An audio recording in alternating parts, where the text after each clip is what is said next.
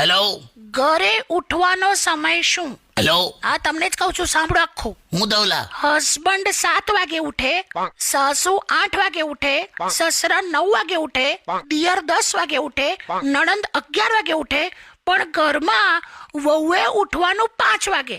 કેમ ભાઈ કેમ? લવા મેં ક્યાં ના પાડી લા શું દવાને?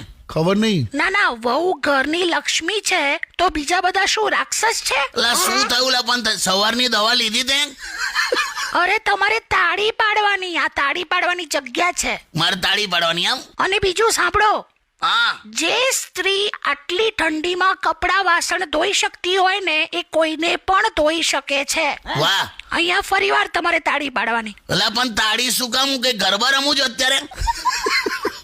તું ક્યાં છે? અલા પેલા મહિલા મંડળની મીટિંગમાં જઈ આવી તું? યસ, તમને કઈ રીતે ખબર? એ ખબર પડી ગઈ. જે સ્ત્રીને તમે અબલા સમજો છો ને કોઈના પણ તબલા વગાડી શકે છે. વાહ, ફરી તાળી પાડવાની? હાસ તોડી. લે પાડી. પણ તને એક વસ્તુ કહી દઉં, હા બોલો ને. તમારે એક તકલીફ ખરી. કઈ તકલીફ? કોઈની જોડે ઝઘડો થાય તો તમારાથી એમ ના બોલાય શું ના બોલાય? કે તું એકલામાં મળ પછી તને બતાવું.